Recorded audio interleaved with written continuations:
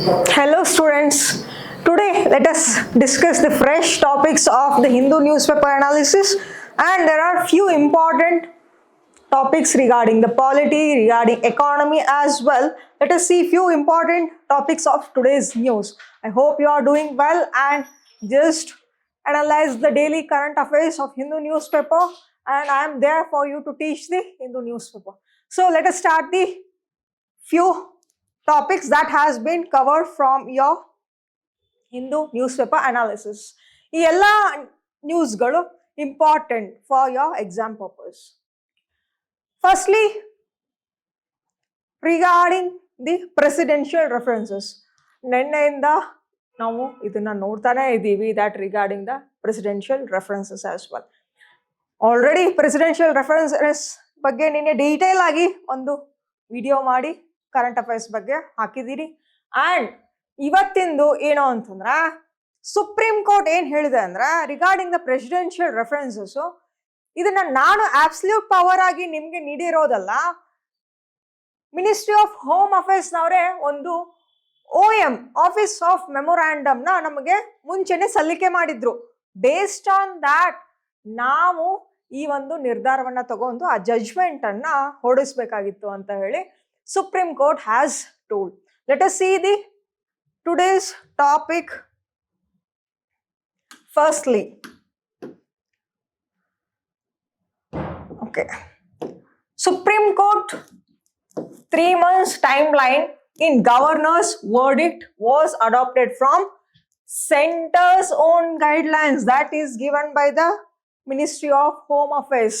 Nodi, supreme court ನವರು already ಹೇಳಿದಾಗೆ ಈ ತಮಿಳ್ನಾಡು ಗವರ್ಮೆಂಟ್ ನಲ್ಲಿ ಏನಾಗ್ತಿತ್ತು ಅಂತಂದ್ರೆ, Tamil Nadu government approach the supreme court regarding the governors asset for the certain types of bills. Governor ಅವರು ಬಿಲ್ಸ್ ಗಳಿಗೆ ಏನು ಅಂತಂದ್ರೆ ಅಸೆಂಟ್ ಕೊಡ್ತಾ ಇಲ್ಲ ಅಂತ ಹೇಳಿ ಸುಪ್ರೀಂ ಕೋರ್ಟ್ಗೆ ಒಂದು ಅಪೀಲ್ ಅನ್ನ ಮಾಡಿದ್ರು.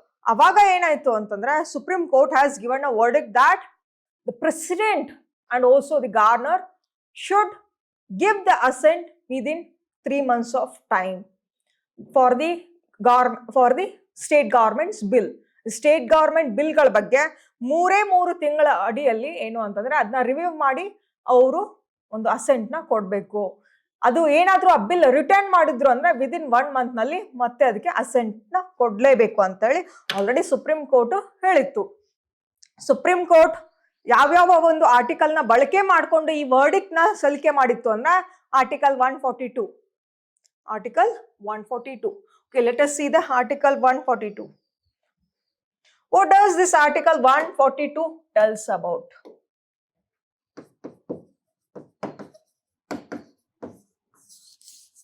See here. ಈ ಒಂದು ಟಾಪಿಕ್ ಡೀಟೇಲ್ ಆಗಿ ನಿನ್ನೆ ಒಂದು ಕರೆಂಟ್ ಅಫೇರ್ಸ್ ನಲ್ಲಿ you can just go through that. See, Article 142 ಏನ್ ಹೇಳಿದೆ?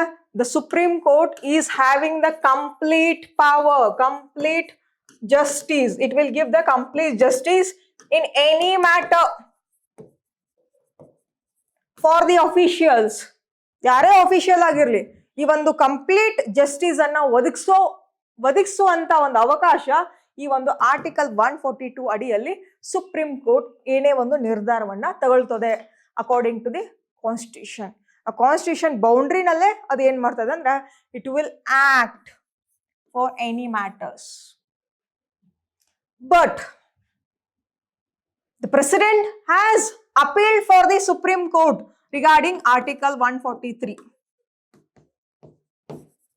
ಓಕೆ, ಇಲ್ಲಿ ಏನಾಗ್ತಿದೆ ಆರ್ಟಿಕಲ್ 142 ನಲ್ಲಿ ಸುಪ್ರೀಂ ಕೋರ್ಟ್ಗೆ ತುಂಬಾ ಪವರ್ಸ್ ಗಳಿದೆ in order to give the complete justice for any matters. But article 143 ಏನ್ ಹೇಳ್ತಾ ಇದೆ?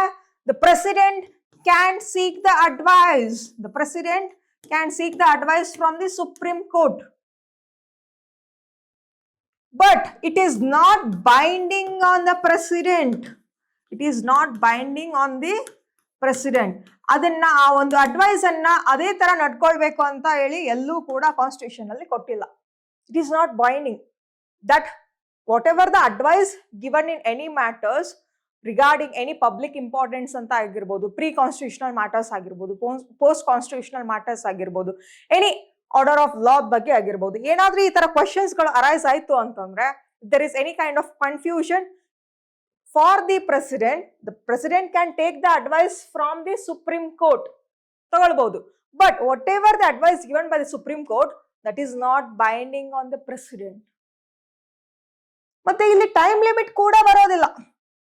ಎಲ್ಲಿ? Article 200 and article 201. See, all these articles are very important. It is in favor of Supreme Court. ಯಾವುದು? Article 142. Article 143 that favors the president regarding the powers. ಹೌದಾ?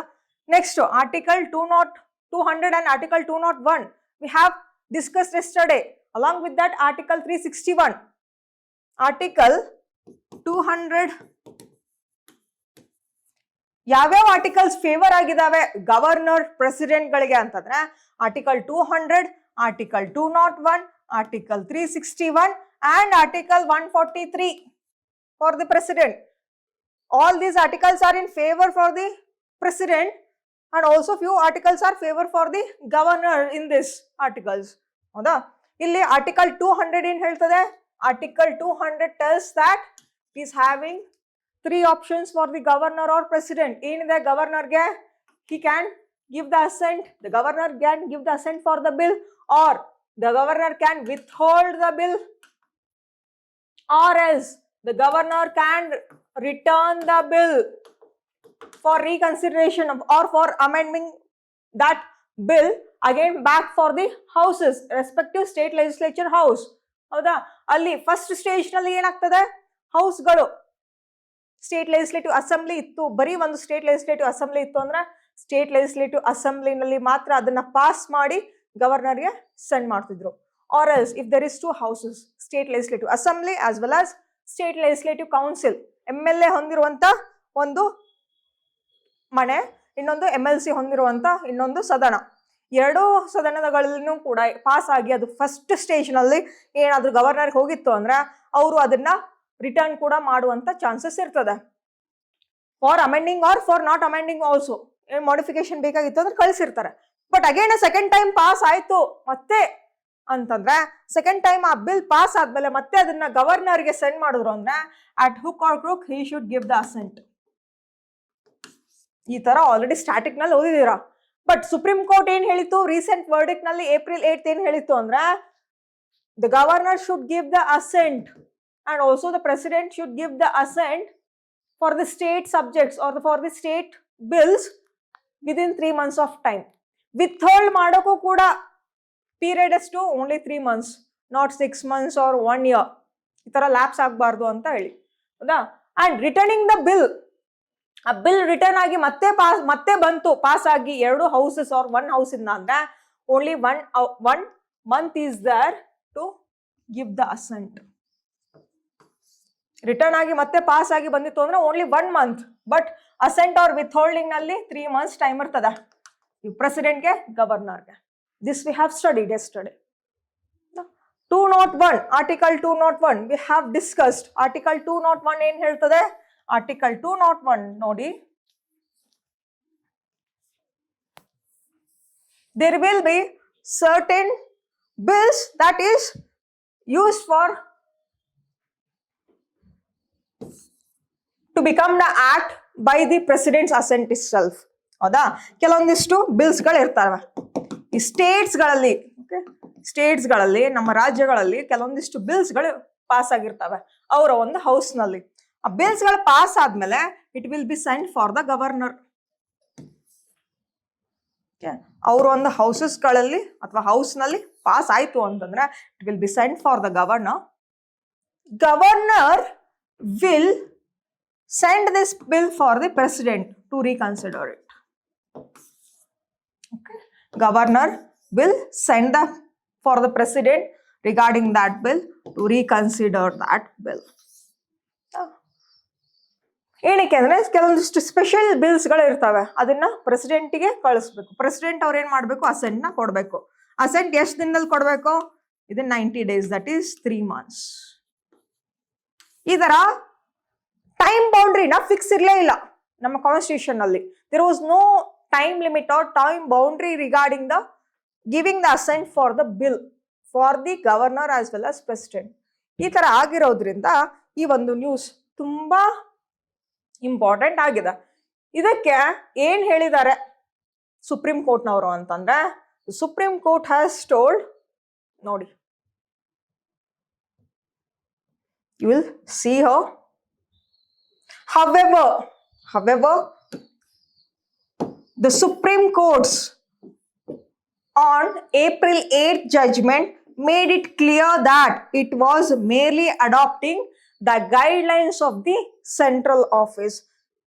April 8th judgment ನೀಡ್ತಲ್ಲ, that is not based on absolute power of Supreme Court.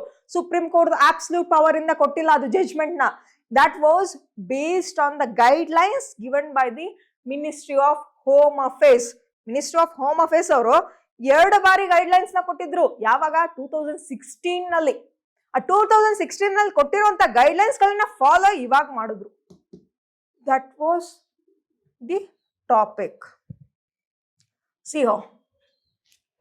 And okay, see, that is issued by the Ministry of Home Affairs through 2 back-to-back office memorandums. 2 ಸತಿ ನೋಡಿ, ಈ ಒಂದು ministry of home affairs ಅವರು, the ministry of home affairs ಅವರು, they have sent this guidelines. ಎಷ್ಟು ಬಾರಿ? 2 ಸತಿ ಕಳಿಸಿದ್ರು. That is called as office memorandum ಅಂತ ಹೇಳಿ. There was certain instructions or guidelines in that memorandum. ಅದನ್ನ ಫಾಲೋ ಅಪ್ ಮಾಡ್ಲಿ. ಆ ಒಂದು 3 months ಟೈಮ್ ಲೈನ್ ಕೊಟ್ಟಿದ್ದು ಕೂಡ ಅದೇ ಒಂದು ಗೈಡ್ಲೈನ್ಸ್ ಅಲ್ಲಿ. That was been just given as a judgment by the Supreme Court. And that is what the Supreme Court is telling now. ಈ ಗೈಡ್ಲೈನ್ಸ್ ಅನ್ನ ಕೊಟ್ಟಿದ್ದು ಮಿನಿಸ್ಟ್ರಿ ಆಫ್ ಹೋಮ್ ಅಫೇರ್ಸ್ ಅವರೇ ಆಗಿರೋದ್ರಿಂದ ನಾನು ಆ ರೀತಿ ಜಜ್ಮೆಂಟ್ ಅನ್ನ ಕೊಟ್ಟಿದ್ದೀನಿ ಅಂತ ಹೇಳಿ ಅವರೇ ಒಂದು ಹೇಳಿಕೆಯನ್ನು ಕೂಡ ಹೇಳಿದ್ದಾರೆ. And see, the first guidelines is also already given in 2016. First guidelines ಕೂಡ ನೀಡಿತ್ತು. And then the second office of memorandum is also issued on February 4th, 2016. ಈ ತರ ಏನು ಅಂದ್ರೆ, ಈ ತರ ನೀಡೇ ಇರೋದ್ರಿಂದ ನಾನು 3 months ಆಫ್ ಡೆಡ್ ಲೈನು ಅದನ್ನ ಆ ಗೈಡ್ಲೈನ್ಸ್ ಗಳನ್ನ ಫಾಲೋ ಮಾಡಿದೀವಿ ಅಂತ ಹೇಳಿ supreme court has just given the statement. And in further upcoming days let us C regarding this news. ಮತ್ತೆ ಏನ್ ಜಜ್ಮೆಂಟ್ ನ ನೀಡ್ತದೆ ಸುಪ್ರೀಂ ಕೋರ್ಟ್ ಅಂತ ಹೇಳಿ let us see in further days. Right now that should be followed. ಅದು ಇನ್ನೂ ಕೂಡ appeal ಇವಾಗ ಮಾಡಿದ್ದಾರೆ already. President has made the appeal. In upcoming days ನಲ್ಲಿ ಆ ಒಂದು ಇಶ್ಯೂದ ಬಗ್ಗೆ ಒಂದು ಜಜ್ಮೆಂಟ್ ನ ನೋಡೋಣ.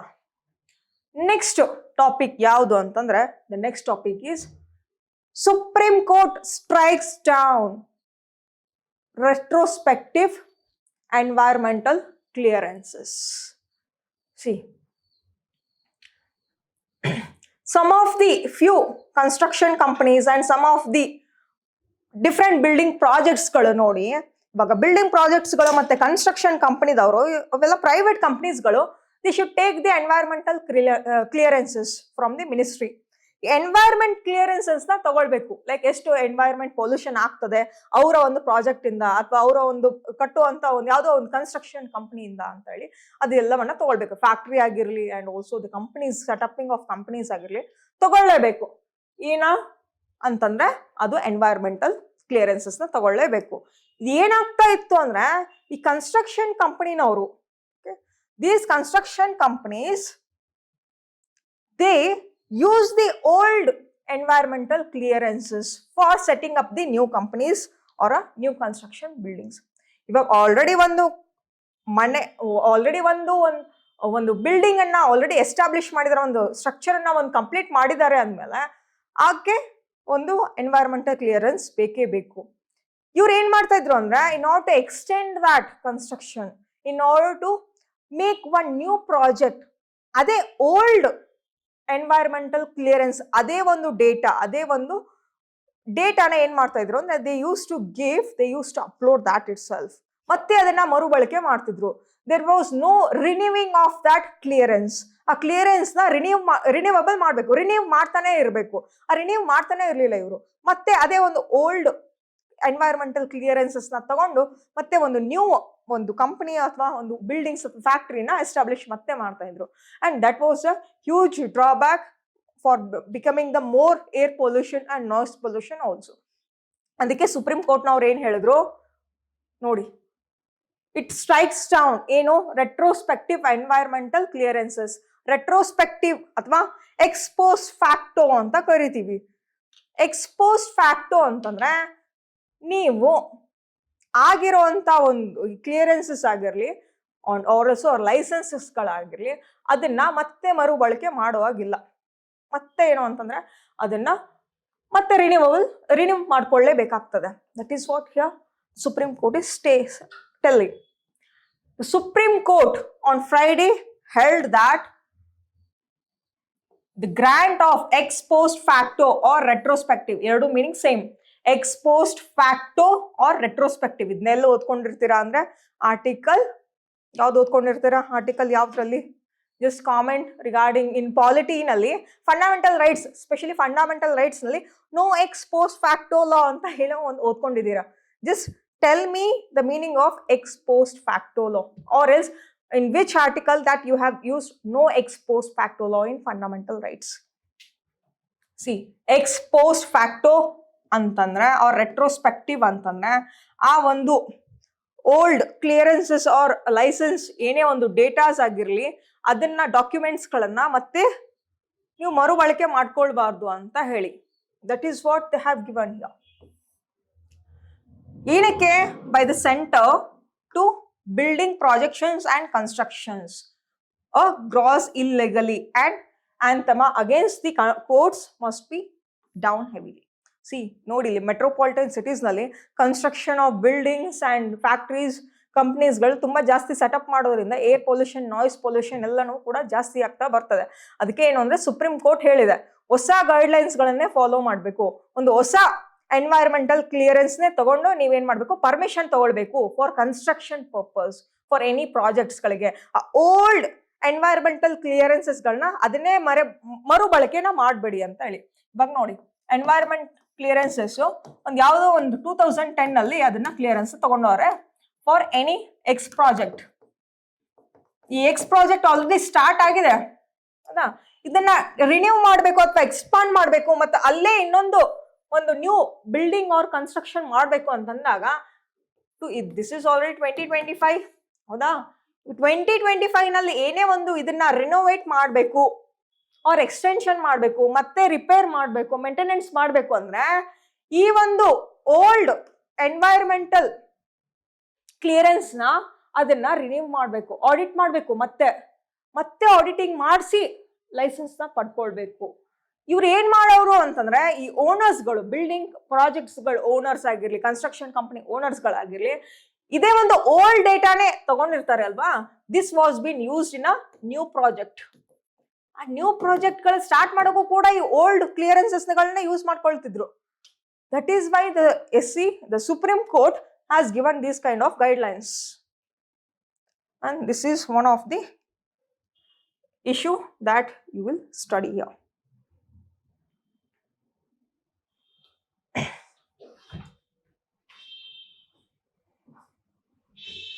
And there is also the court struck down the 2017 notification and 2021 office memorandum of the center in which they recognized grant of ex post facto EC and connected government circulars, orders, notification as illegal and completely arbitrary. ನೋಡಿ, ಈ old guidelines ಗಳು 2016 and 17 ಎಲ್ಲಾನು ಕೂಡ struck down ಮಾಡಿ invalid ಅಂತ ಅದನ್ನ ಆ ಒಂದು ಆರ್ಡರ್ ಅನ್ನ ಕೊಟ್ಟು ಎಲ್ಲಾ ಸರ್ಕ್ಯುಲರ್ಸ್ ಗಳನ್ನ ಮತ್ತೆ ಏನು ಅಂದ್ರೆ ಒಂದು ಹೊಸ ಸರ್ಕ್ಯುಲರ್ ಗಳನ್ನ ಪಬ್ಲಿಷ್ ಮಾಡಿ ಅಂತ ಹೇಳಿ ಸೆಂಟರ್ಗೆ ಅದು ಒಂದು ಗೈಡ್ಲೈನ್ಸ್ ನ ಇಶ್ಯೂ ಮಾಡಿದೆ.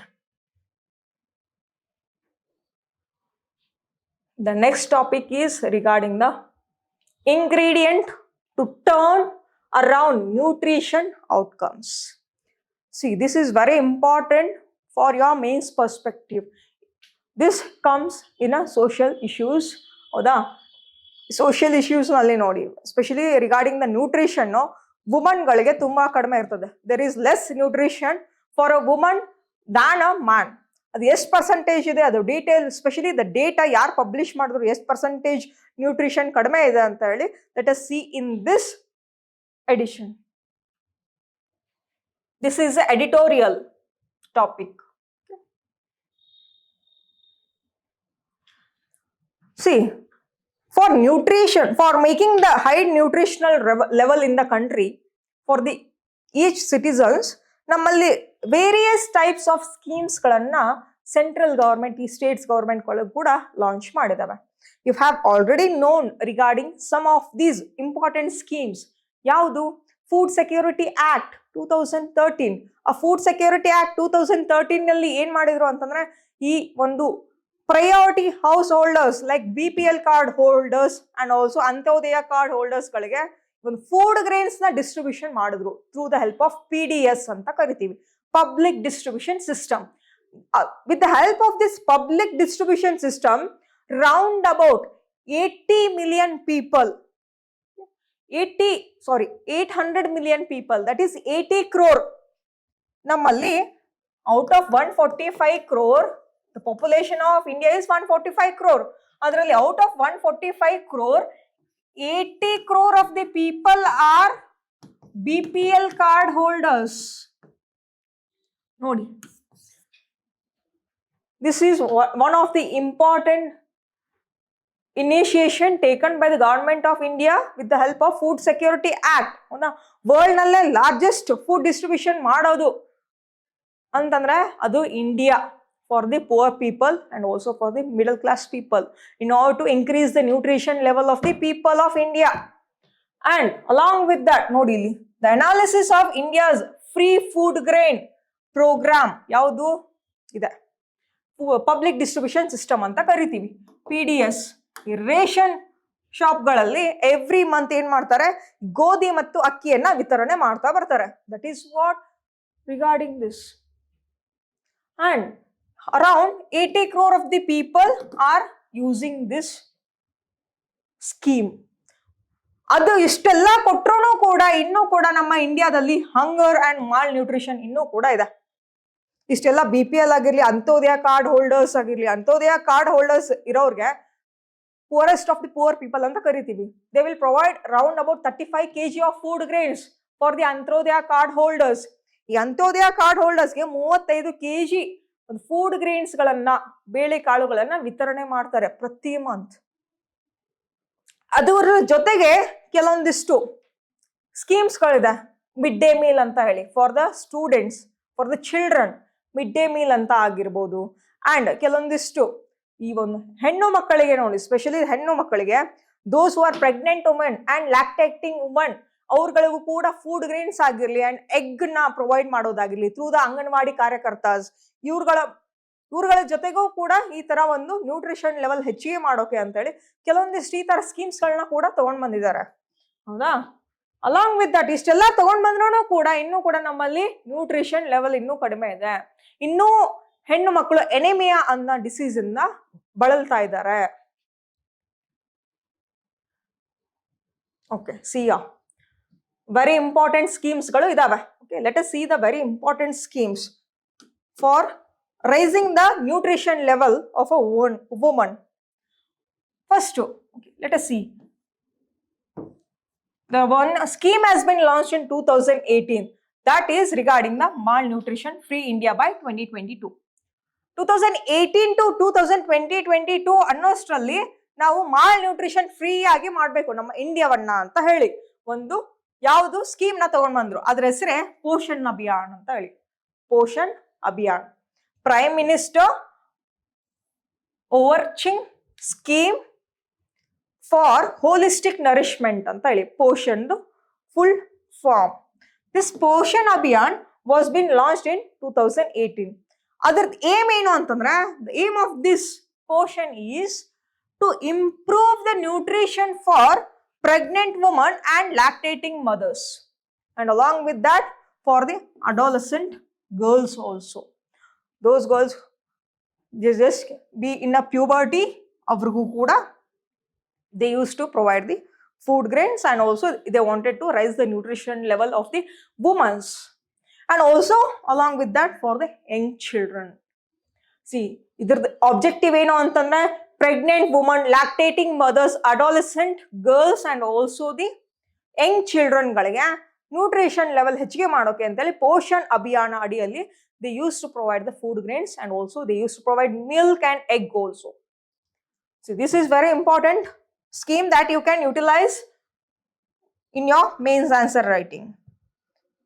Next, let us see the other different types. Let us see the data. Firstly, the data that has been published by NFHS, that is National Family Health Survey.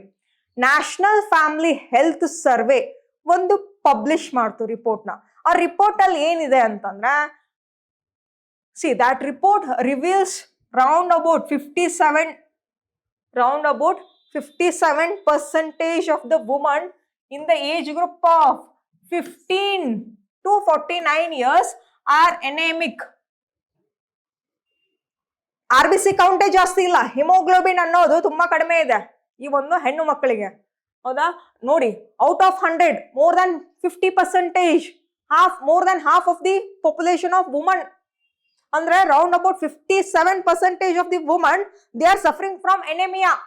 RBC count ಕಡಿಮೆ ಇರುತ್ತೆ, haemoglobin count ಕಡಿಮೆ ಇರ್ತದೆ. ಹೌದಾ? Because they are not getting a proper nutrition.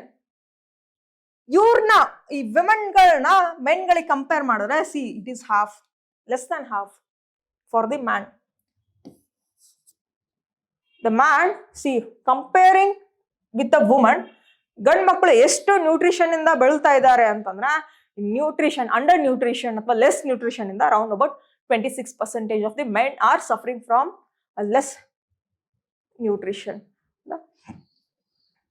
And very important, nearly 1 in 5 women are underweight. 5 ಹೆಣ್ಣು ಮಕ್ಕಳಲ್ಲಿ ಒಂದು ಹೆಣ್ಣು ಮಗಳು ಏನು ಅಂತಂದ್ರೆ ಅಂಡರ್ ವೇಟ್ ಇರ್ತಾರೆ. That report was given by NFHS. This can be utilized in your mains answer writing. See, ಇಷ್ಟೆಲ್ಲಾ schemes ಗಳನ್ನ ಕೊಟ್ಟರು ಕೂಡ ನಮ್ಮ ದೇಶದ ಒಂದು ಹೆಣ್ಣು ಮಕ್ಕಳು ಈ ತರ ಎಲ್ಲ ಕೂಡ ಸಫರ್ ಆಗ್ತಾ ಇದಾರೆ, ನ್ಯೂಟ್ರಿಷನ್ ಲೆವೆಲ್ ಕಡಿಮೆ ಆಗೋದ್ರಿಂದ. ಇನ್ನೇನೋ ಸ್ಕೀಮ್ಸ್ ಗಳ ಕೊಡದೆ ಹೋಗಿದ್ರು ಅಂತಂದ್ರೆ more than 90% of the women they would have suffered. See, ಇದಕ್ಕೆ ಎಲ್ಲವೂ ಬೇರೆ ಬೇರೆ different types of reasons are there. ಏನಕ್ಕೆ ಈ ಹೆಣ್ಣು ಮಕ್ಕಳಿಗೆ ನ್ಯೂಟ್ರಿಷನ್ ಲೆವೆಲ್ ಸಿಗ್ತಾ ಇಲ್ಲ? ಸಿ, ಇನ್ ವಿಲೇಜ್ ಏರಿಯಾಸ್, ಹಳ್ಳಿಯಲ್ಲಿ ನೋಡಿ, ಅಂಡ್ ಆಲ್ಸೋ ಬೆಗ್ಗರ್ಸ್ಗಳು ನೋಡಿ, ಬೆಗ್ಗರ್ಸ್ಗಳು ತುಂಬಾ ಪುವರ್ ಪೀಪಲ್ಗಳು ಏನು ಅಂತಂದ್ರೆ, those people, those women who are beggars and also who are very poor, those women they don't do work outside. ಹೌದಾ? ಅವ್ರಿಗೆ ಏನು ಅಂದ್ರೆ ಕೆಲಸವೂ ಕೂಡ ಸಿಗೋದಿಲ್ಲ, ಅವ್ರ ಮನೆಯಲ್ಲೇ ಇರ್ತಾರೆ. ಅವರು ತಮ್ಮ ಗಂಡ ಮತ್ತೆ ತಮ್ಮ ಮಕ್ಕಳನ್ನ ನೋಡ್ಕೊಳ್ಳೋದೇ ಅವ್ರದ್ದು ಒಂದು ಉದ್ದೇಶ ಆಗಿರ್ತದೆ.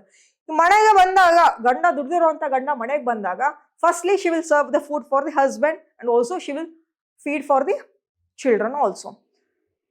ಪುವರ್ ಪೀಪಲ್ ಅಂದ್ಮೇಲೆ ಅಲ್ಲೇನೋ ಸಾಕಷ್ಟು ಒಂದು ಆಹಾರವನ್ನ ತಯಾರೇನು ಮಾಡಿರೋದಿಲ್ಲ ಅವರು. ಹೌದಾ?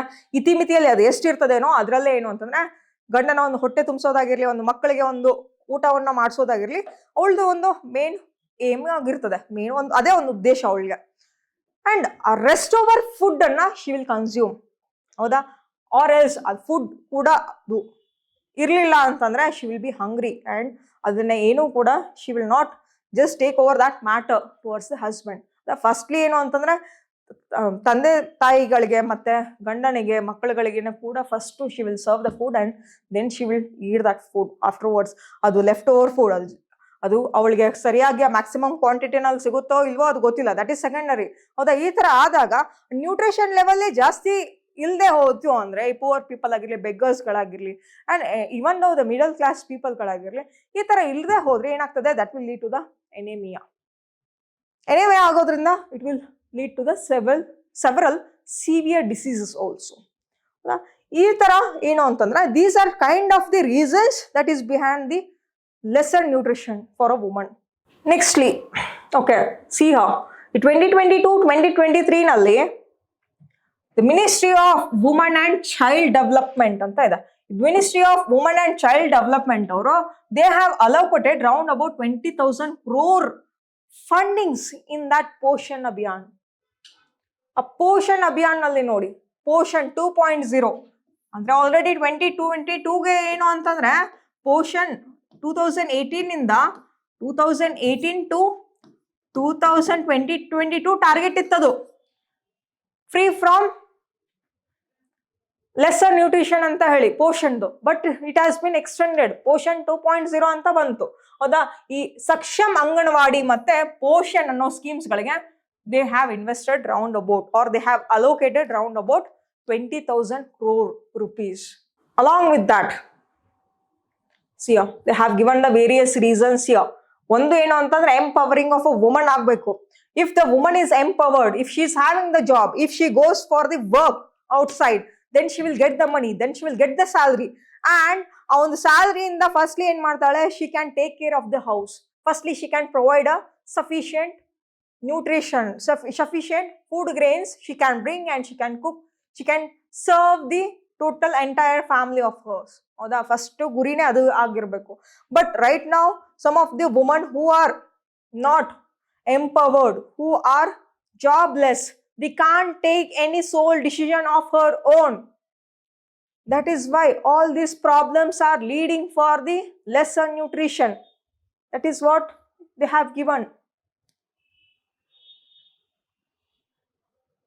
ನೋಡಿ, ಇಶ್ಯೂ ಆಫ್ ಎಂಪವರ್ಮೆಂಟ್ ನಲ್ಲಿ ಏನೇನು ಇಶ್ಯೂಸ್ ಗಳಿದೆ?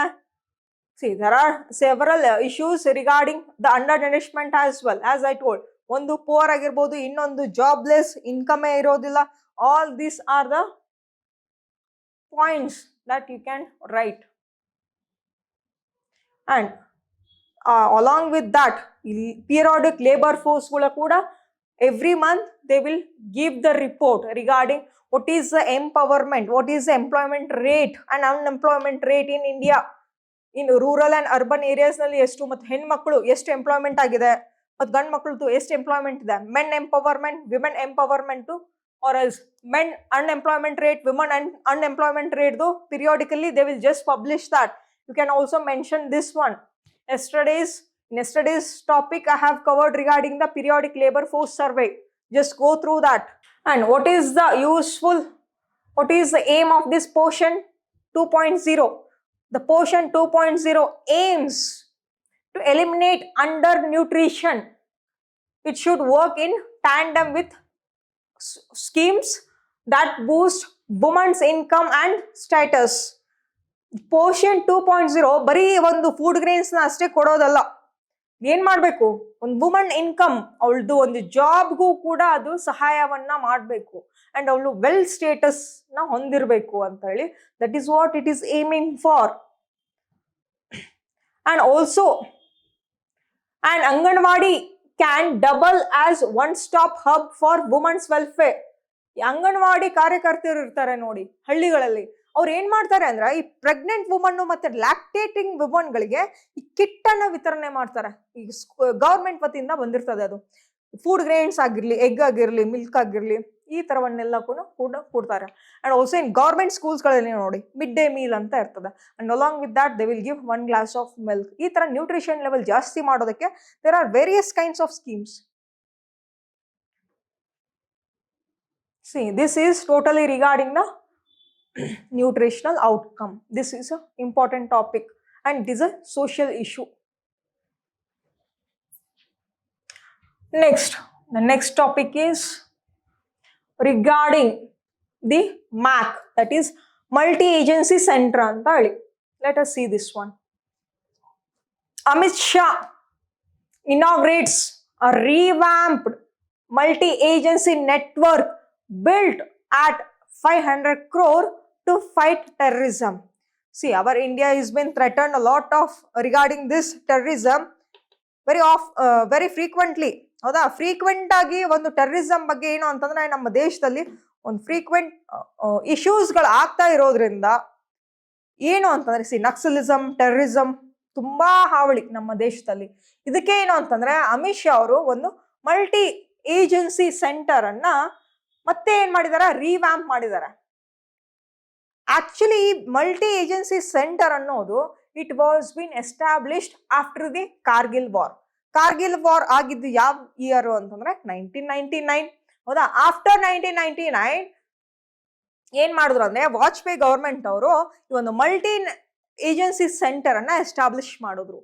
ಮಲ್ಟಿ ಏಜೆನ್ಸಿ ಸೆಂಟರ್ ಅನ್ನ ಎಸ್ಟಾಬ್ಲಿಷ್ ಮಾಡಾದ್ಮೇಲೆ ಇದ್ರದ್ದು ಏನೇಮು ಅಂತಂದ್ರೆ, ಇದ್ರದ್ದು ಏಮ್ ಏನು ಅಂದ್ರೆ all the agencies, all the intelligence agencies along with the armed forces everybody it will give the feedbacks. The multi-agency center ಏನ್ ಮಾಡ್ತದೆ, it will give a feedback for the different departments, inter-intelligence agencies. ನಮ್ಮ ಒಂದು ಇಂಡಿಯಾದಲ್ಲಿ ಯಾವ intelligence agencies ಗಳಿದೆ? Intelligence agencies ನೋಡಿ ಯಾವ್ದಿದೆ, ಒಂದು ರಾ and IB, research analysis wing and intelligence of bureau. ಹೌದಾ, ಇಂಟೆಲಿಜೆನ್ಸ್ ಬ್ಯೂರೋ ಮತ್ತೆ ರಿಸರ್ಚ್ ಆಫ್ ಅನಾಲಿಸಿಸ್ ವಿಂಗ್ ಎರಡು ಇಂಟೆಲಿಜೆನ್ಸ್ ಯೂನಿಟ್ಸ್ಗಳು. This will work at international level. It will represent India. International level ನಲ್ಲಿ ಎಷ್ಟು ಟೆರರಿಸಂ ಆಗ್ತಾ ಇದೆ ಏನು ಅಂತ ಹೇಳಿ ಆ ಇಂಟೆಲಿಜೆನ್ಸ್ ರಿಪೋರ್ಟ್ ಅನ್ನ ಯಾರು ಕೊಡ್ತಾರೆ? ರಾ. ಬಟ್ ಡೊಮೆಸ್ಟಿಕ್ ಇಂಟೆಲಿಜೆನ್ಸ್ ರಿಪೋರ್ಟ್ ಅನ್ನ ಕೊಡೋರು ಯಾರು ಅಂತಂದ್ರೆ intelligence of bureau. Domestic intelligence report ಇದನ್ನ ಕೊಡೋದು IB. ಇನ್ನ ಇದ್ರ ಜೊತೆಗೆ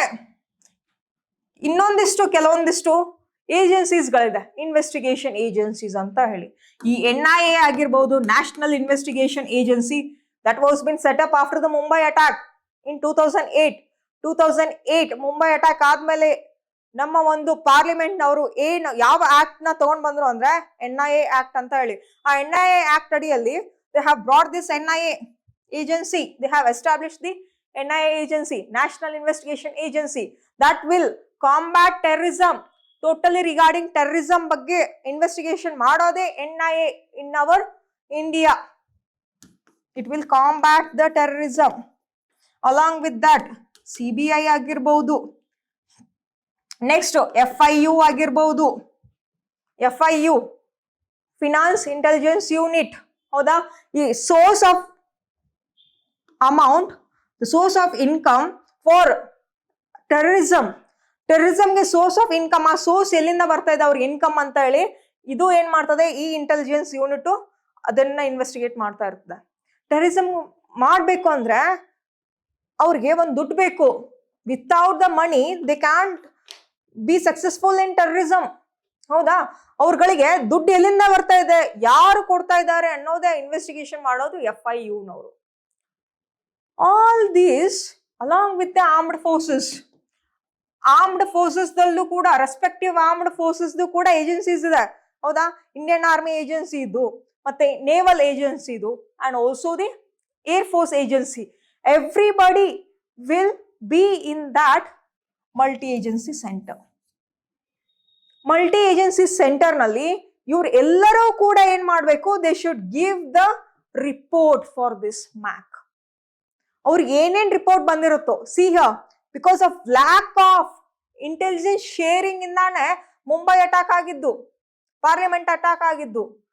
ಈ ತರ ಏನಾಗಿರ್ತದೆ ಅಂದ್ರೆ ರಾಗಿ ರಿಪೋರ್ಟ್ ಇಂಟೆಲಿಜೆನ್ಸ್ ಇತ್ತು ಅಂತಂದ್ರೆ ಆ ಒಂದು ಫ್ಯೂಚರ್ ಅಪ್ಕಮಿಂಗ್ ಏನಾದ್ರೂ ಒಂದು ಇಶ್ಯೂ ಬಗ್ಗೆ ಅಂತಂದ್ರೆ IB ಗೊತ್ತಿರಲ್ಲ.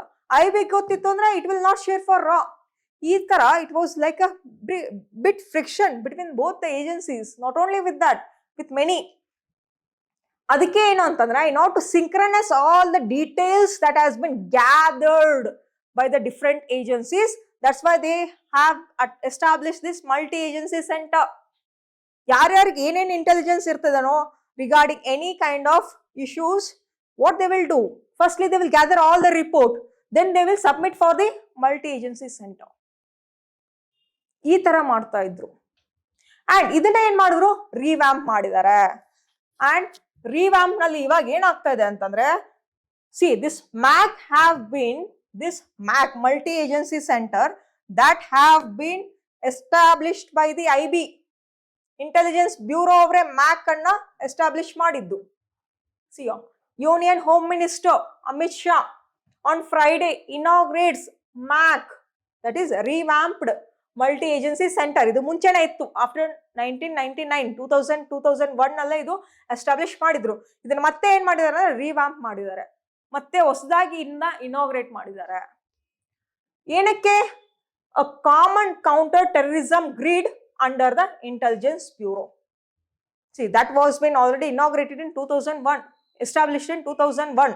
ಇವಾಗ ಮತ್ತೆ ಅದನ್ನ ರಿವ್ಯಾಂಪ್ ಮಾಡಿ ಮತ್ತೆ ಅದನ್ನ ಇನಾಗ್ರೇಟ್ ಮಾಡಿದ್ದಾರೆ. ಆಫ್ಟರ್ ದ ಕಾರ್ಗಿಲ್ ವಾರ್ ಆಗಿದ್ದು 1999. ಕಾರ್ಗಿಲ್ ವಾರ್ ಆಗಿದ್ದು 1999, ಹೌದಾ? 1999 ಆಗಿರುವಂತ ಕಾರ್ಗಿಲ್ ವಾರ್ ಆದ್ಮೇಲೆ ನೆಕ್ಸ್ಟ್ ಇಯರ್ ಓನ್ಲಿ ಇದನ್ನ ಈ ತರ ಮಲ್ಟಿ ಏಜೆನ್ಸಿ ಸೆಂಟರ್ ಅನ್ನ ತಗೊಂಡ್ ಬರ್ಬೇಕು ಅಂತ ಹೇಳಿ the Vajpayee government has plan. ಅದನ್ನ ಎಸ್ಟಾಬ್ಲಿಷ್ ಮಾಡಿದ್ದು 2001 ಅಲ್ಲಿ. ಅಂಡ್ ಈ ನ್ಯೂ ಮ್ಯಾಕ್ ಇದೆ ಅಲ್ವಾ, new multi agency centre, that is a network. It will securely connects all police districts in the country and has been built at a cost of 500 crore. Along with all the intelligence agencies and investigation agencies.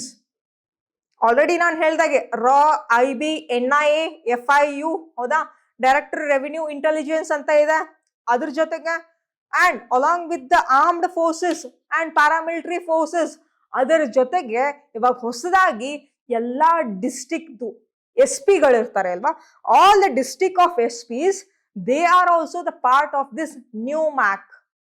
And if there is any kind of regarding the crime regarding the terrorism in any district, ಯಾವುದೇ ಒಂದು district ನಲ್ಲಿ ಏನೋ ಒಂದು terrorism ಬಗ್ಗೆ ಒಂದು intelligence ಸಿಕ್ತು ಅಂತಂದ್ರೆ local ಪೊಲೀಸರಿಗೆ ಫಸ್ಟ್ ಅದು ಸಿಗೋದು, ಹೌದಾ? ಲೋಕಲ್ ಪೊಲೀಸರಿಗೆ ಏನಾಗ್ತದೆ ಅಂದ್ರೆ ಇನ್ಫಾರ್ಮೇಶನ್ ಸಿಗ್ತದೆ. ಲೋಕಲ್ ಪೊಲೀಸರಿಗೆ ಇನ್ಫಾರ್ಮೇಶನ್ ಸಿಕ್ತು ಅಂತಂದ್ರೆ SP ಗೆ ಅದನ್ನ ಏನ್ ಹೇಳ್ಬೇಕು, SP ಗೆ ಅದನ್ನ ರಿಪೋರ್ಟ್ ನ ಕೊಡ್ಬೇಕು. All the subordinate or else all the lower rank police officers, lower rank police officers ಅದನ್ನ ರಿಪೋರ್ಟ್ ಅನ್ನ SP ಗೆ ನೀಡಬೇಕು. ಅದನ್ನ ಏನ್ ಮಾಡ್ತಾರೆ ಅಂದ್ರೆ ಇಫ್ ಇಟ್ ಈಸ್ ವ್ಯಾಲಿಡ್, ಅದನ್ನ ಏನ್ ಮಾಡ್ತಾರೆ ಅಂದ್ರೆ they will just give the intelligence report for the MAC. ಅದನ್ನ ಅಲ್ಲಿ ಏನ್ ಮಾಡ್ತಾರೆ, ಆ ಒಂದು ರಿಪೋರ್ಟ್ ನ ಸಲ್ಲಿಕೆ ಮಾಡ್ತಾರೆ. ದೆನ್ ಅವಾಗ ಏನ್ ಮಾಡ್ತಾರೆ, ಎಲ್ಲಾ ಒಂದು ಏಜೆನ್ಸೀಸ್ ಗಳು ಎಚ್ಚೆತ್ಕೊಳ್ತವೆ. NIA ಆಗಿರ್ಬೋದು, IB ಆಗಿರ್ಬೋದು, ರಾ ಆಗಿರ್ಬೋದು, ಎಲ್ಲಿಂದ ಇದು ಆಗ್ತಾ ಇದೆ, ಇದ್ರದ್ದು ಮೇನ್ ಕಲ್ಪ್ರಿಟ್ ಯಾರು, ಇದನ್ನ ನಡೆಸೋರು ಯಾರು ಅಂತ ಹೇಳಿ ಅದೆಲ್ಲವನ್ನ ಕೂಡ ಗೊತ್ತಾಗುತ್ತೆ. ಅಂಡ್ ಸೋರ್ಸ್ ಎಲ್ಲಿಂದ ಬರ್ತಾ ಇದೆ, ಫಂಡಿಂಗ್ಸ್ ಎಲ್ಲಿಂದ ಬರ್ತಾ ಇದೆ, ಯಾವ ಒಂದು ಟೆರರಿಸ್ಟ್ ಗ್ರೂಪ್ ಅಟ್ಯಾಕ್ ಮಾಡ್ಬೇಕಂತ ಹೇಳಿ ಪ್ಲಾನ್ ಮಾಡ್ತಾ ಇದೆ, everything they will get to know. That is why that is called as bottom to top and top to bottom approach. ನೋಡಿ, ಬಾಟಮ್ ನಲ್ಲಿ ಯಾರು ಇರ್ತಾರೆ, local police, that is local police officers, they will give a report for SP ನವರು, they will also be a member of this new MAC. This is very important regarding the intelligence in internal security as well. Internal security ಅನ್ನೋ ಒಂದು subject ನಲ್ಲಿ ಇದನ್ನ ಏನಾದ್ರೂ even strengthening of the or combating of terrorism ಬಗ್ಗೆ ಕೇಳಿದ್ರು ಅಂದ್ರೆ you can just write down regarding the revamped MAC have been established and just write down the objective of this new MAC. This is regarding that topic. The next one is FinMin undertaking parallel review of RBI buffers with eye on dividends. After the Operation Sindhu, government has announced that it will allocate around about 50,000 crore rupee in defense sector.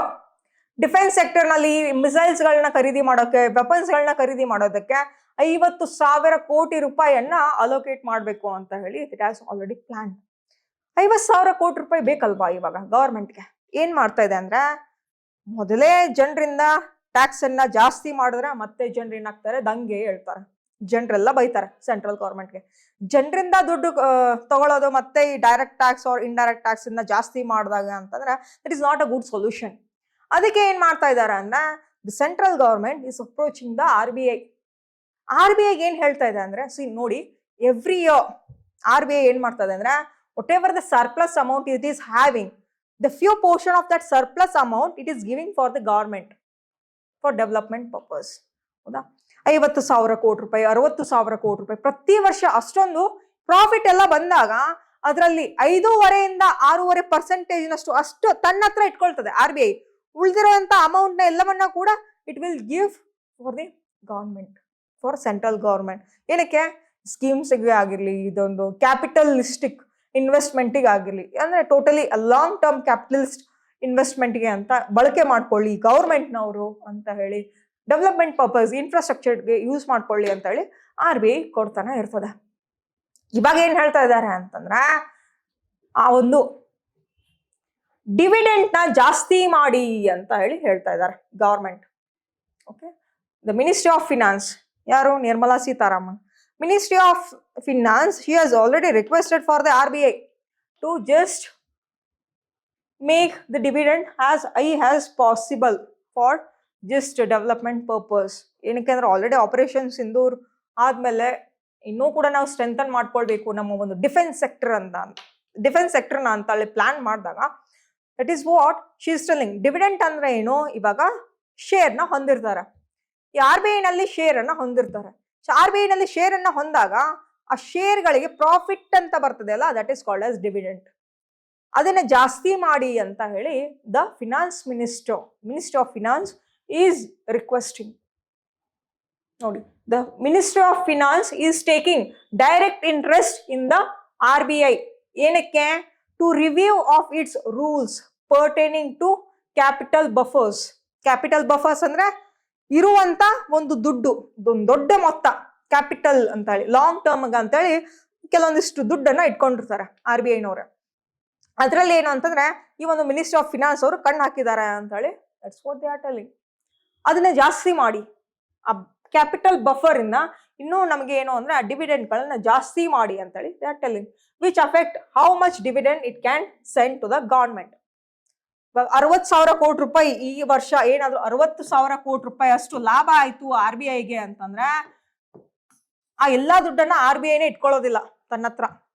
Surplus amount, ಇದು ಜಾಸ್ತಿ amount, ಜಾಸ್ತಿ ಆಗಿತ್ತು ದುಡ್ಡು ಅಂತಂದ್ರೆ ಏನ್ ಮಾಡ್ತದೆ, 5.5% to 6.5% ಅಷ್ಟು ಅಷ್ಟೇ ಅದನ್ನ ಏನ್ ಮಾಡ್ಕೊಳ್ತದೆ ಅಂದ್ರೆ ಅದನ್ನ ಇಟ್ಕೊಂಡಿರ್ತದೆ.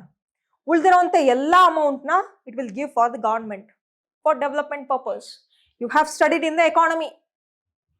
Banking anta one subject ide alva, sorry chapter ide alva, in that chapter you have studied this regarding the RBI. Innondu nodi, since January this year the RBI officials have been reviving the central bank's economic capital framework. Economic capital framework, this is very important. Economic capital framework. ಈ economic capital framework, ಈ ಒಂದು guidelines, ಈ ಒಂದು rules, ಇದರ ಕೆಳಗಡೆ ಇರುವಂತ ಈ rules ಗಳನ್ನ ಫಾಲೋ ಮಾಡಬೇಕು R B I. This is the framework that has been just adapted by the R B I. R B I ಈ ಒಂದು ಫ್ರೇಮ್ವರ್ಕ್ ಅನ್ನ ಅಡಾಪ್ಟ್ ಮಾಡ್ಕೊಂಡಿದೆ. ಇದರ ಒಂದು ರೂಲ್ಸ್ ಪ್ರಕಾರನೇ ಅದು ಫಾಲೋ ಅಪ್ ಮಾಡಬೇಕು ಅಂಡ್ ಫಾಲೋ ಕೂಡ ಮಾಡಬೇಕು. ಇದು ಏನ್ ಹೇಳ್ತದೆ ಅಂತಂದ್ರೆ, ಸಿ ಇದು ECF ಇದೆ ಅಲ್ವಾ, ಎಕನಾಮಿಕ್ ಕ್ಯಾಪಿಟಲ್ ಫ್ರೇಮ್ವರ್ಕ್. ಈ economic capital framework that was last reviewed in 2018 ನಲ್ಲಿ ಅದನ್ನ ರಿವ್ಯೂ ಮಾಡಿದ್ರು. ಒಂದು ಹೊಸದಾಗಿ ಒಂದು ರೂಲ್ಸ್ ನ ತಗೊಂಡ್ ಬಂದಿದ್ರು. ಏನು ಅಂದ್ರೆ former R B I governor, his name is Bimal Jalan. Former R B I governor, ಅವ್ರ ಹೆಸರು ಏನು ಅಂದ್ರೆ ಬಿಮಲ್ ಜಲನ್ ಅಂತ ಹೇಳಿ.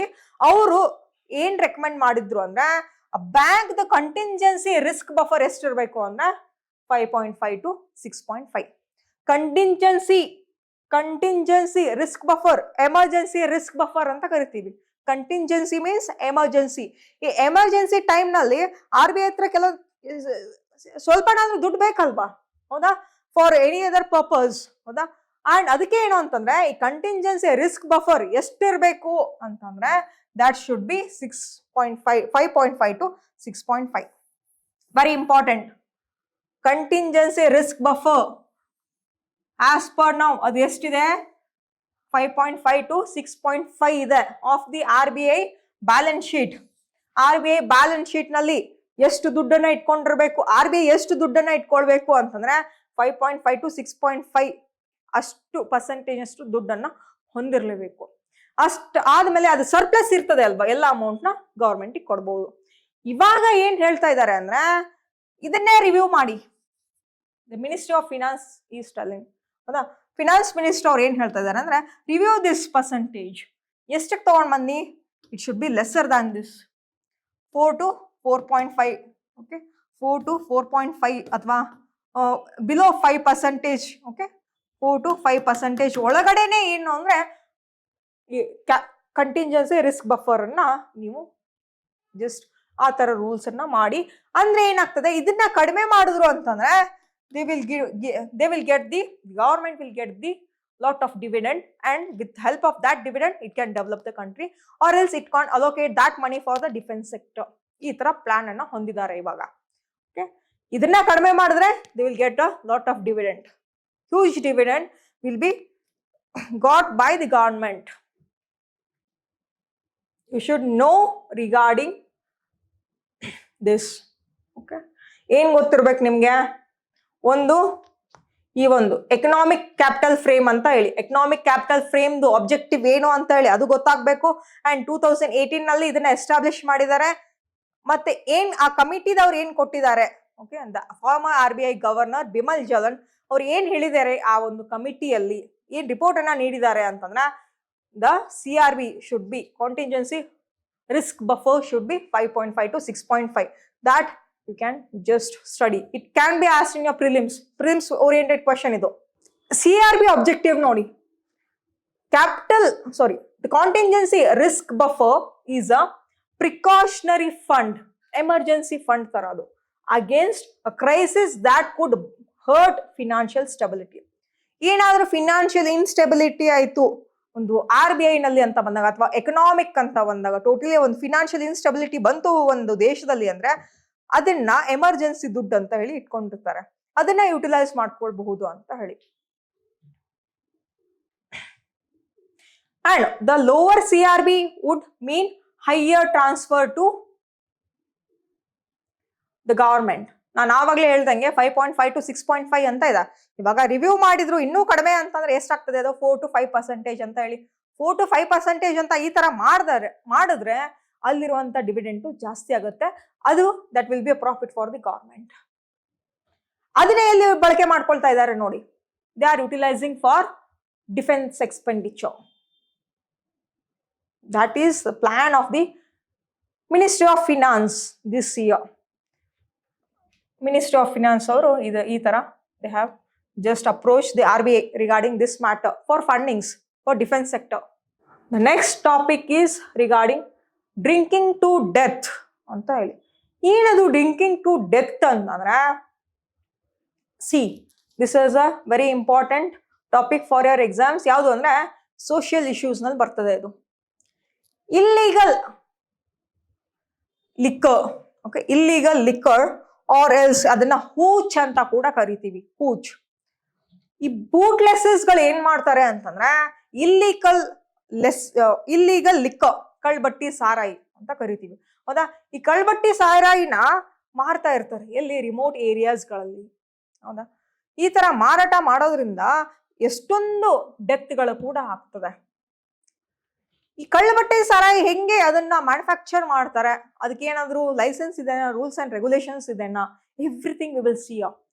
ಕಳ್ಬಟ್ಟೆ ಸಾರಾಯಿ ನೋಡಿ, ಇಲ್ಲಿಗಲ್ ಲಿಕ್ಕರ್ ಜಾಸ್ತಿ ಅದನ್ನ ಮ್ಯಾನುಫ್ಯಾಕ್ಚರ್ ಮಾಡೋದು ಎಲ್ಲಿ ಅಂತಂದ್ರೆ ಅಮೃತ್ಸರ್, ಪಂಜಾಬ್, ಹೌದಾ? ಈ ಒಂದು ಇಲ್ಲಿಗಲ್ ಲಿಕ್ಕರ್ಗೆ ಏನಂತ ಕರಿತೀವಿ?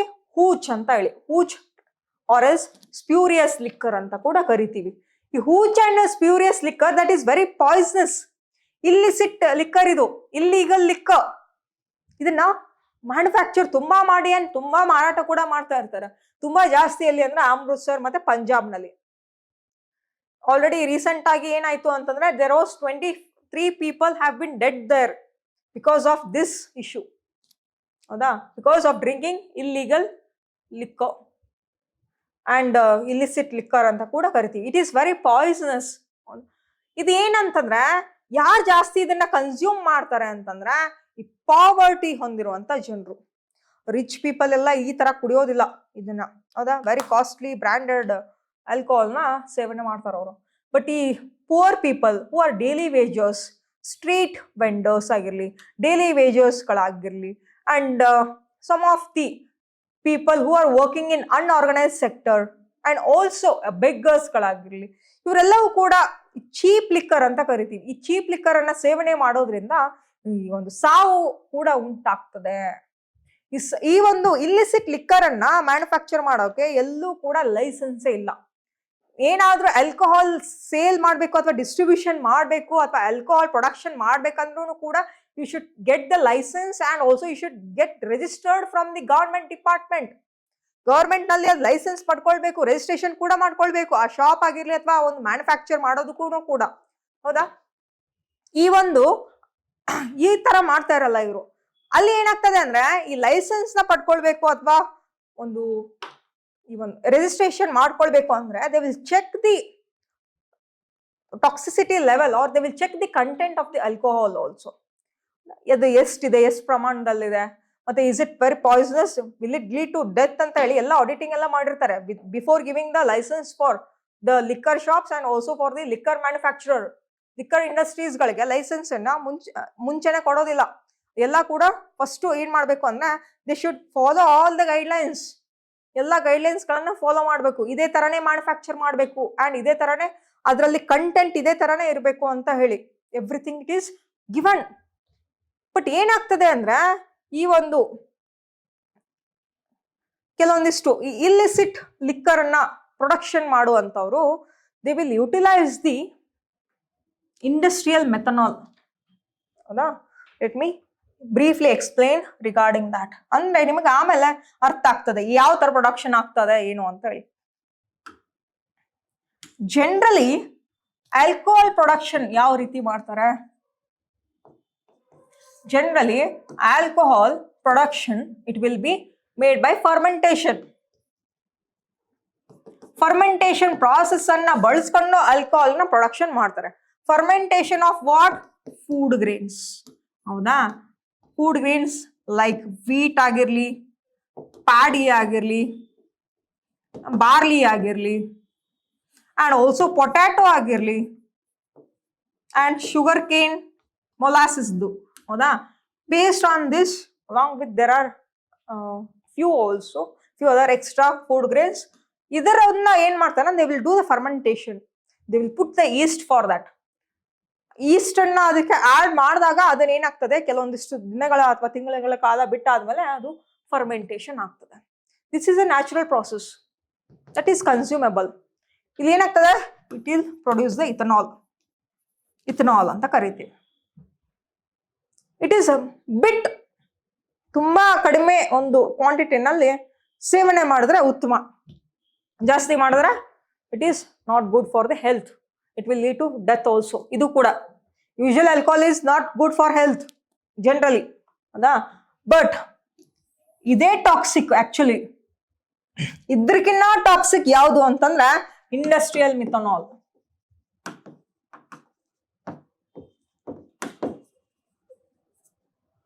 ಹೌದಾ?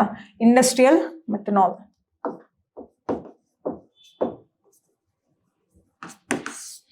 ಇಂಡಸ್ಟ್ರಿಯಲ್ ಮೆಥನಾಲ್ ನೋಡಿ, several industries it will produce the industrial methanol. ಹೌದಾ? ಇಂಡಸ್ಟ್ರಿಯಲ್ ಮೆಥನಾಲ್ ನ ಎಲ್ಲಿ ಬಳಕೆ ಮಾಡ್ಕೊಳ್ತಾರೆ ಅಂದ್ರೆ they will use it for different machineries and they will use this methanol for various industrial purpose. ಬೇರೆ ಇಂಡಸ್ಟ್ರಿಯಲ್ ಪರ್ಪಸ್ ಗಳಿಗೆ methanol production ನ ಮಾಡಿರ್ತಾರೆ ಅವರು. ಈ ಒಂದು ಇಲ್ಲಿಸಿಟ್ ಲಿಕ್ಕರ್ ಮ್ಯಾನುಫ್ಯಾಕ್ಚರರ್ ಗಳು ಏನ್ ಮಾಡ್ತಾರೆ ಅಂದ್ರೆ ಇದೆಲ್ಲ ಮಾಡೋದಕ್ಕೆ ತುಂಬಾ ಕಾಸ್ಟ್ಲಿ ಆಗ್ತದೆ. That is why they will go with this process. ಈ ಇಂಡಸ್ಟ್ರಿಯಲ್ ಮೆಥನಾಲ್ ಅನ್ನ ಯಾರು ಪ್ರೊಡಕ್ಷನ್ ಮಾಡ್ತಾ ಇರ್ತಾರೋ ಅವ್ರ ಹತ್ರ ಹೋಗ್ತಾರೆ. They will give amount for them. ಆ ಇಂಡಸ್ಟ್ರಿಯಲ್ ಮೆಥನಾಲ್ ನ ದೇ ವಿಲ್ ಬೈ. ಆ ಬೈ ಮಾಡಾದ್ಮೇಲೆ ಅದನ್ನ ಡೈಲ್ಯೂಟ್ ಮಾಡ್ತಾರೆ.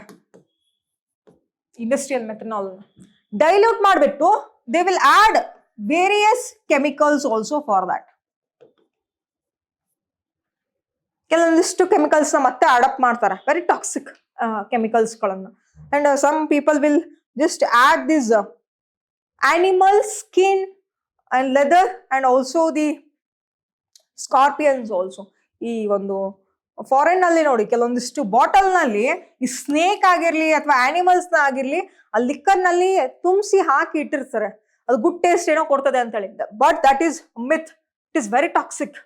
It will lead to death.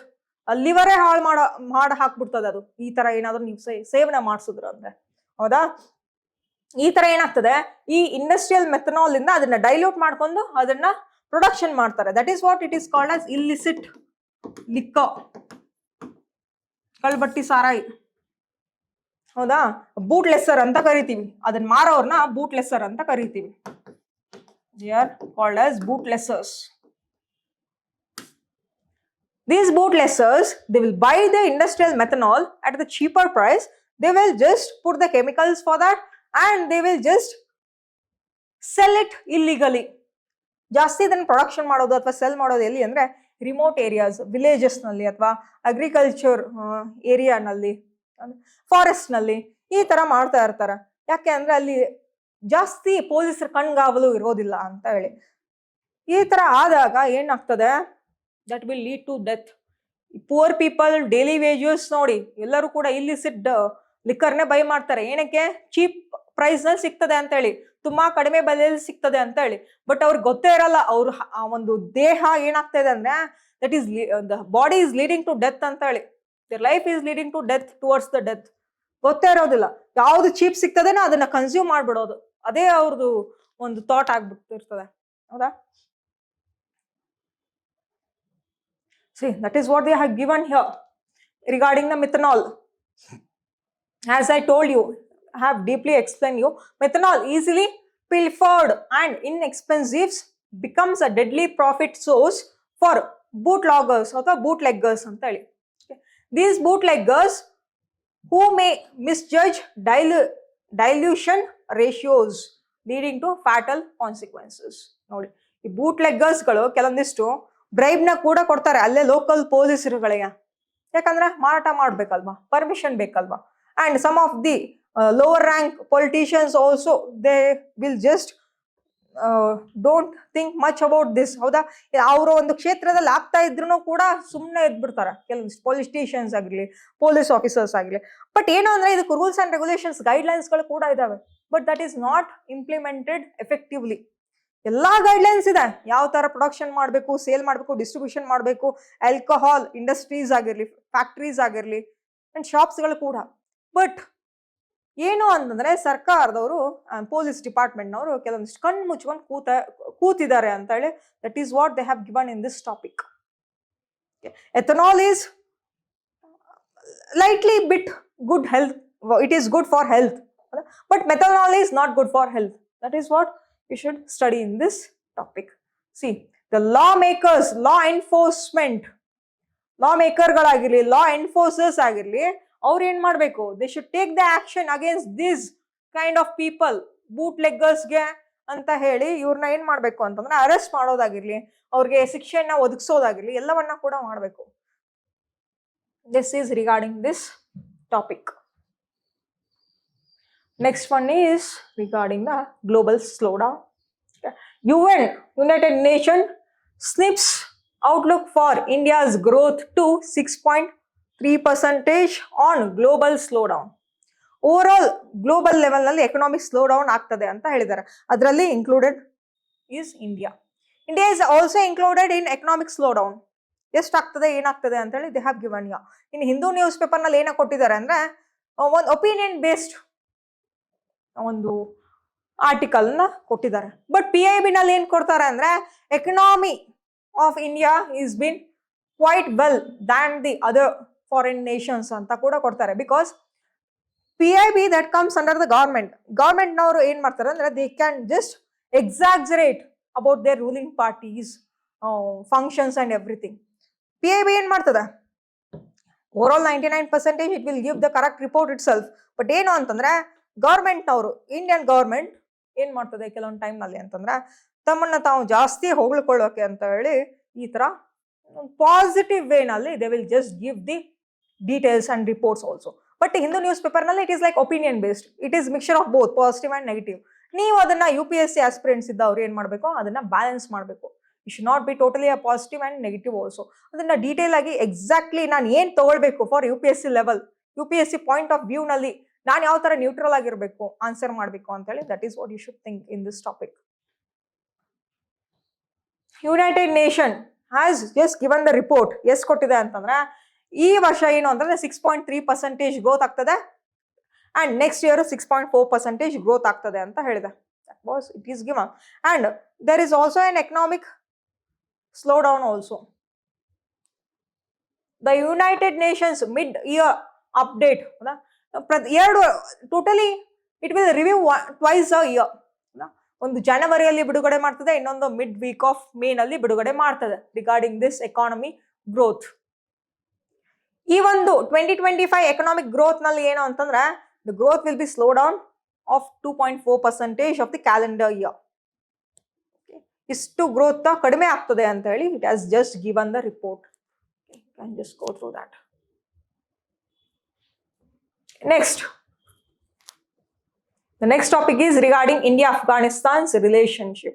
Okay, what is the India-Afghanistan relationship? And also let us see how much money has India invested on Afghanistan infrastructure and ಎಲ್ಲಿ ಅದನ್ನ investment ಮಾಡಿದೆ ದುಡ್ಡು. ಇವಾಗ right ನಾವು what is the relation with Afghanistan ಅದನ್ನ ಕೂಡ ನೋಡೋಣ. The India to do whatever is necessary to build ties with Afghanistan. Jaishankar, the external affairs minister, Jaishankar held a telephone conversation with the acting Afghanistan foreign minister. Afghanistan foreign minister ಅವ್ರಿಗೆ ಕಾಲ್ ಮಾಡಿದ್ರು. And they have the external affairs minister Jaishankar has took a bold move. ಏನಕ್ಕೆ operation Sindoor ಆಯ್ತು against Pakistan. India Pakistan relationship ಚೆನ್ನಾಗಿಲ್ಲ, at least Afghanistan ಜೊತೆನಾದ್ರೂ ನಮ್ದು ಒಳ್ಳೆ relationship ನ maintain ಮಾಡೋಣ ಅಂತ ಹೇಳಿ that's why he had just a call with the foreign minister, Afghanistan foreign minister. ಏನೇನೆಲ್ಲ ಬೋಲ್ಡ್ ಮೂವ್ಸ್ ನ ತಗೊಂಡಿದ್ದಾರೆ ಅಂತ ಹೇಳಿ ಲೆಟ್ ಅಸ್ ಸಿ ಏನ್ ತಗೊಂಡಿದ್ದಾರೆ.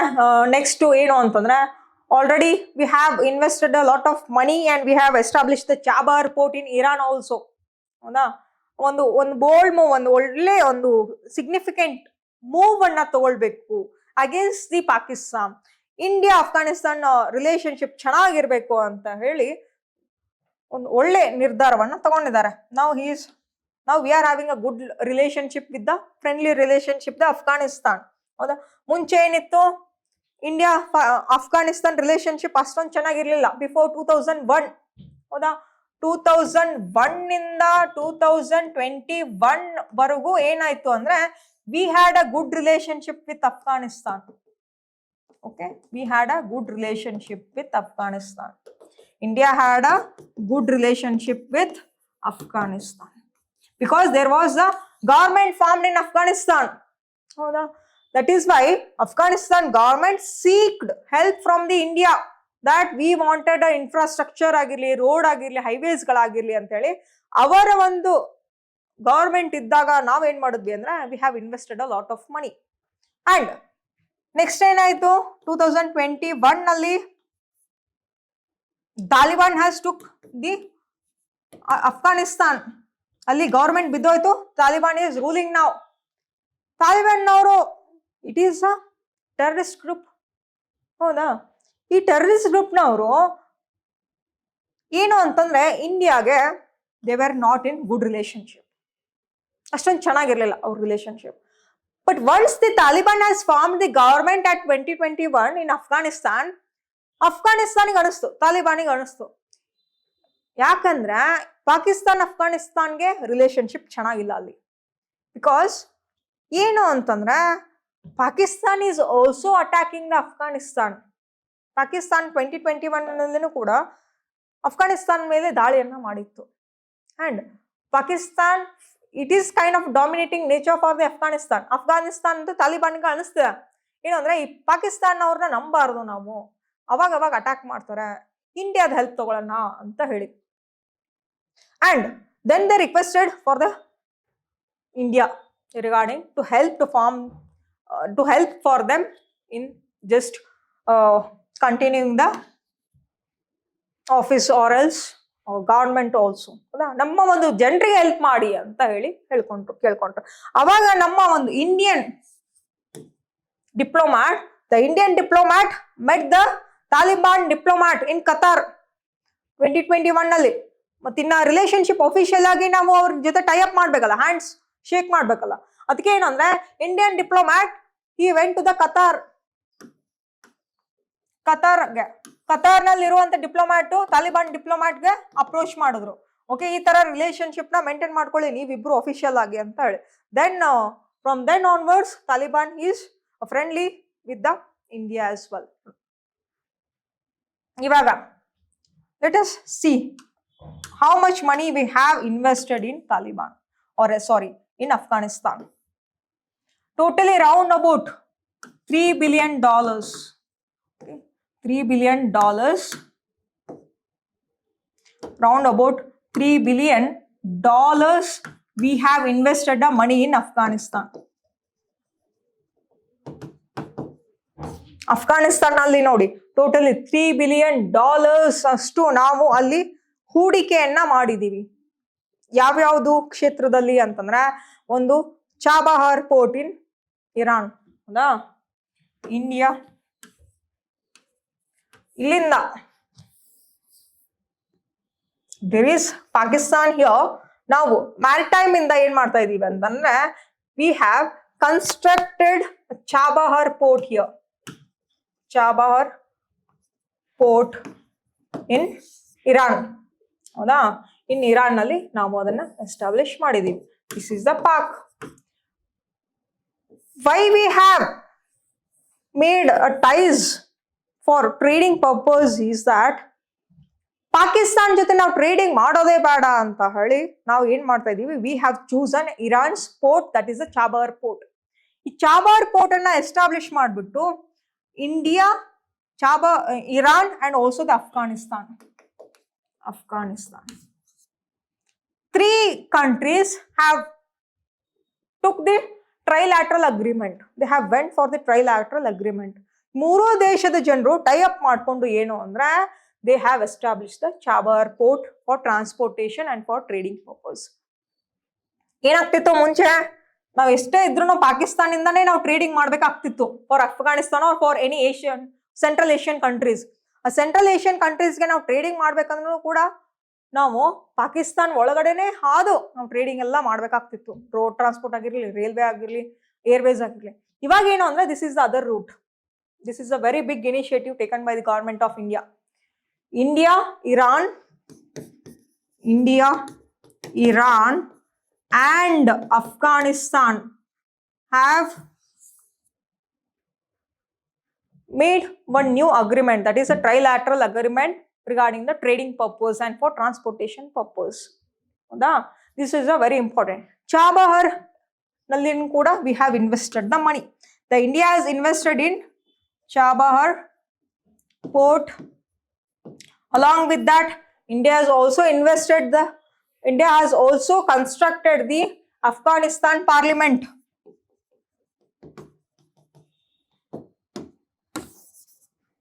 India has also already established parliament for the Afghanistanis. Afghan government form ಮಾಡಕ್ಕೆ ಅವಾಗ ನಾವು ಒಂದು ಪಾರ್ಲಿಮೆಂಟ್ ನ ಕೂಡ ನಿರ್ಮಾಣ ಮಾಡಿ ಕೊಟ್ಟಿದ್ದು ಉಂಟು. And India Afghanistan friendly relationship ನ ಮೇಂಟೈನ್ ಮಾಡೋಕೆ ಸೆಲ್ಮಾ ಡ್ಯಾಮ್ ನ ಕೂಡ ಕನ್ಸ್ಟ್ರಕ್ಷನ್ ಮಾಡ್ಕೊಟ್ಟಿದೀವಿ. Salma dam it has been established in Afghanistan. ನಾವು ಅಲ್ಲಿನೂ ಕೂಡ ಹೂಡಿಕೆ ಮಾಡಿದೀವಿ ದುಡ್ಡು. Okay, and we have just constructed this dam for them. ಹೌದಾ, ಅದು ಏನಾಗ್ತದೆ, that will help for irrigation purpose for them. Along with that, whatever the electricity has been generated, that can be distributed for Indian utilization also. ಮತ್ತೆ ಇನ್ನೊಂದು ಏನು ಅಂದ್ರೆ various scholarships ನ ಕೂಡ we have given for the Afghanistan students.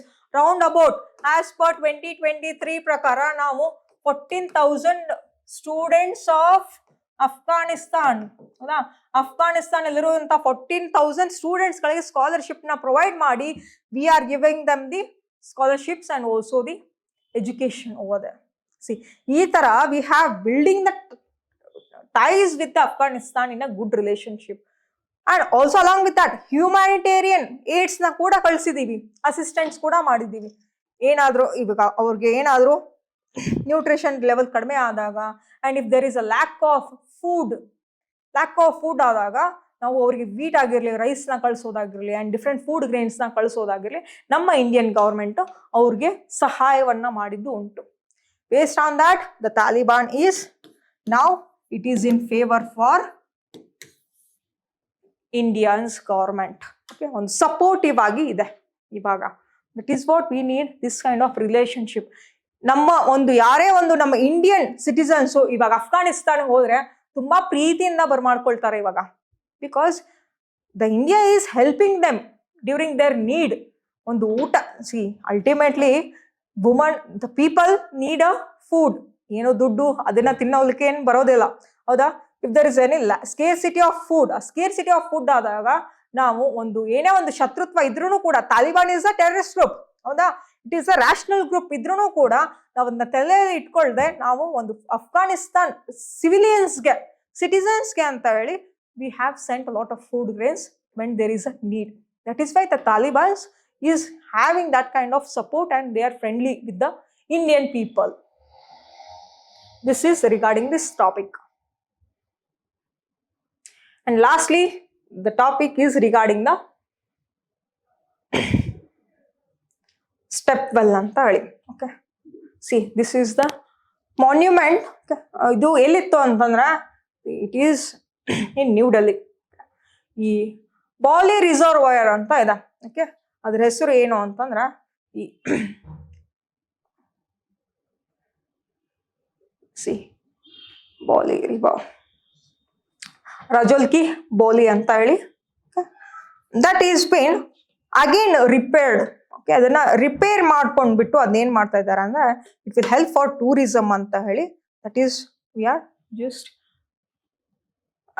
ಆರ್ಚಿಯೋಲಾಜಿಕಲ್ survey of ಇಂಡಿಯಾದವ್ರು ನೋಡಿ, they have collaborated with the world monument fund India ಅಂತ ಹೇಳಿ.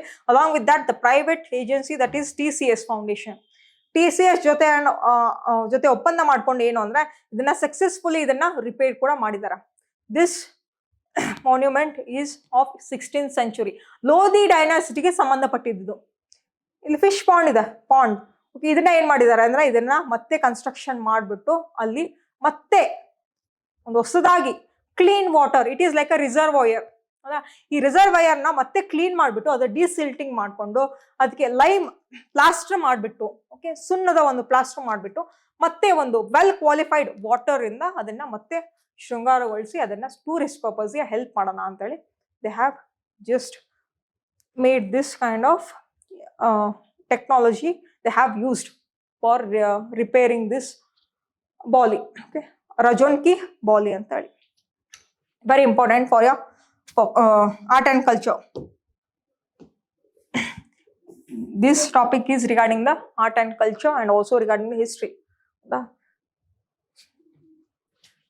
medieval ನಲ್ಲಿ ಬರ್ತದೆ, medieval history ನಲ್ಲಿ ರಜೋನ್ಕಿ ಬಾಲಿ ಅಂತ ಹೇಳಿ. 16th century ಸ್ಟೆಪ್ ವೆಲ್, ಹೌದಾ, 16th century the step well ಅಂತ ಕೂಡ ಕರಿತೀವಿ ಅದನ್ನ. ಲೊಕೇಟೆಡ್ ಎಲ್ಲಿ? ಮೆರೋಲಿನಲ್ಲಿ ರೊಕೇಟ್ ಆಗಿದೆ. That is in new Delhi. Archaeological park, Mehrauli archaeological park, that is in Mehrauli. It is in new Delhi.